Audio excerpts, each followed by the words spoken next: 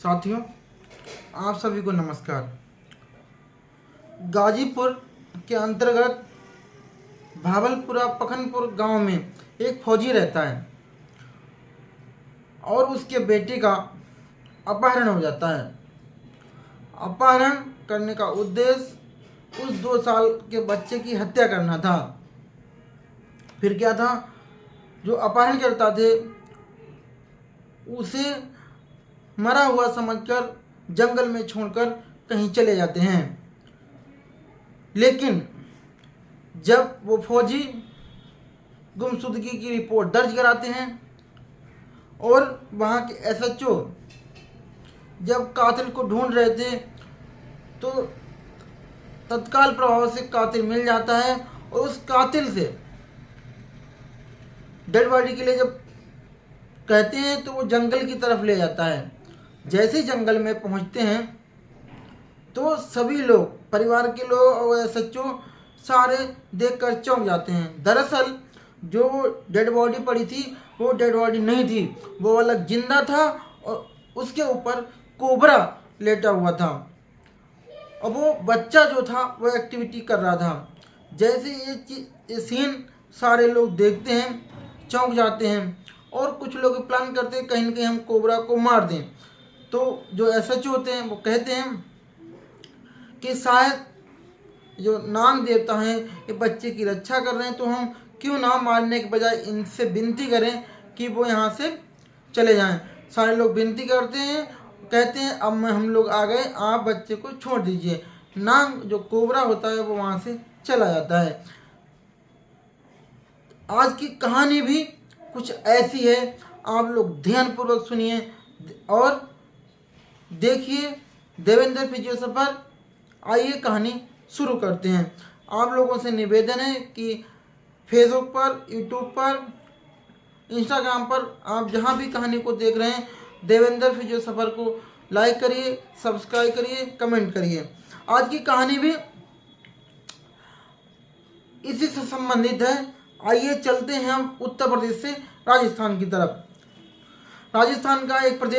राजस्थान प्रदेश का एक शहर कोटा का एक शहर, थाना सदांश, गांव रक्सपुरिया गांव में 14 अक्टूबर 2023 की एक घटना है। एक घर होता है, एक घर में शाम के समय वो एक नाग प्रवेश कर रहा था।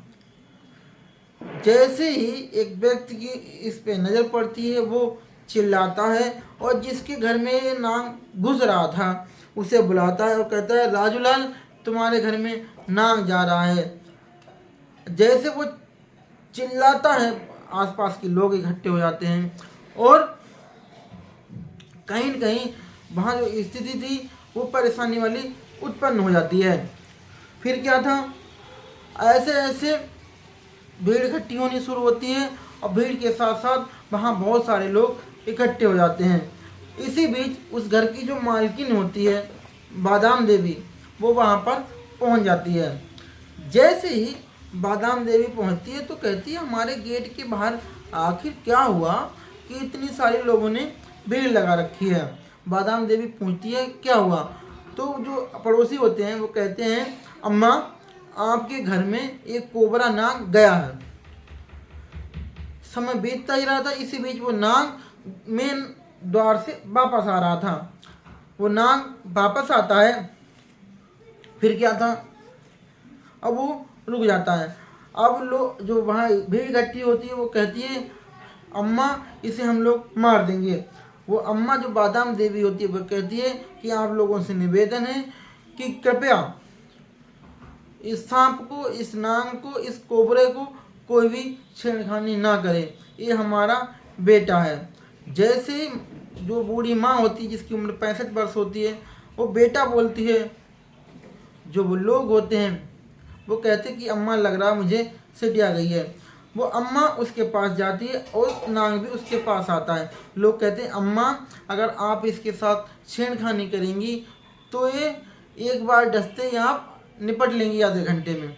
अम्मा कहती है, नहीं ये हमारा बेटा है, फिर क्या था, अम्मा घर में जाती है, घर से दूध लेके आती है एक कटोरी में और नांग के सामने रखती है। नांग दूध को पी लेता है। जैसे ये सीन लोग देखते हैं, सब अपनी अपनी बातें करने लगते हैं। अब अम्मा पे ये दबाव था कि वो बेटा क्यों कर रही है।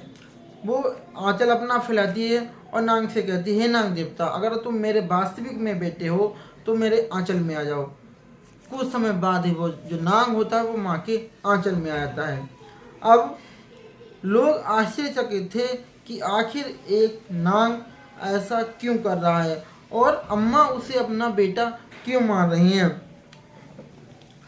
जैसे ही सुबह से शाम हो जाती है और जो सांप होता है, अम्मा उससे कहती है कि अब तुम जहाँ रह रहे हो वहाँ चले जाओ। जैसे अम्मा कहती है वो सांप वहाँ से चला जाता है और जंगल की ओर रवाना हो जाता है।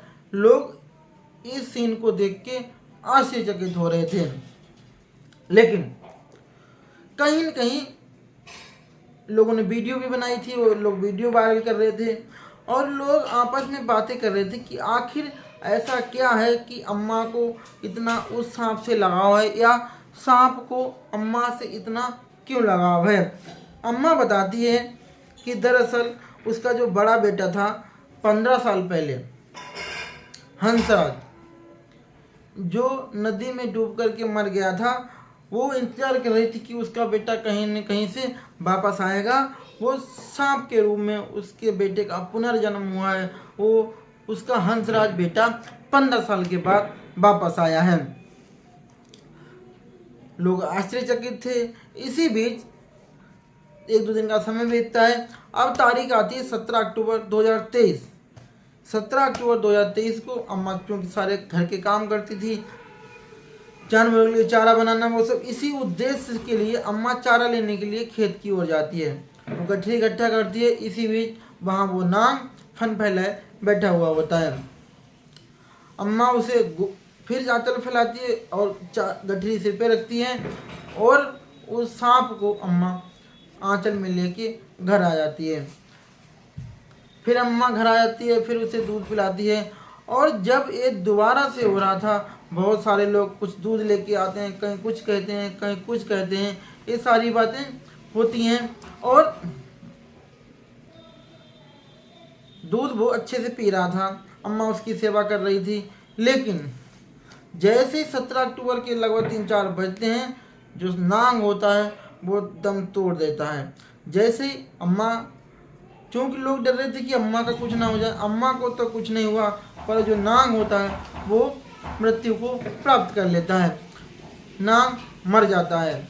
जब नांग मर जाता है तो लोग ये सोच रहे थे कि आखिर नांग मर क्यों गया। कुछ लोग कहते हैं कि उसने अत्यधिक दूध पी लिया इस वजह से मर गया। कुछ लोग कह रहे थे कि वो बीमार था इसलिए मर गया। और उस दिन भी बहुत सारे लोगों ने वीडियो बनाई थी जो तमाम सोशल मीडिया प्लेटफॉर्म पर वायरल की थी।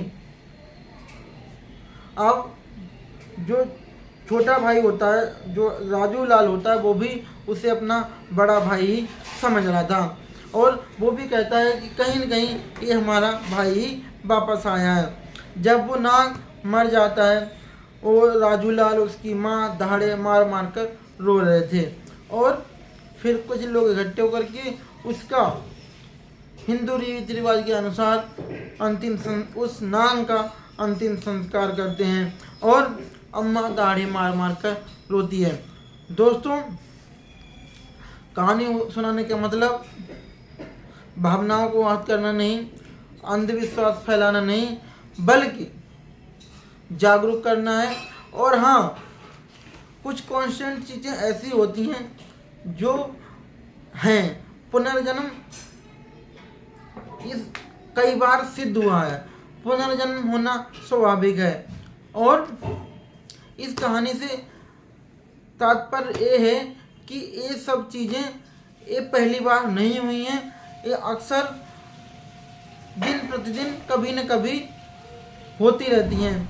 और अम्मा को जो सांप से अट्रैक्शन था, कहीं न कहीं अम्मा को ईश्वर पे भरोसा था, उस नाग पे भरोसा था कि वो जो नाग है वो अम्मा का बेटा है। दोस्तों, आज की कहानी आपको कैसी लगी आप हमें कमेंट बॉक्स में ज़रूर बताइए और देखते रहिए देवेंद्र विजय सफर। मिलते हैं कल एक नई कहानी के साथ, तब तक के लिए शुभ रात्रि।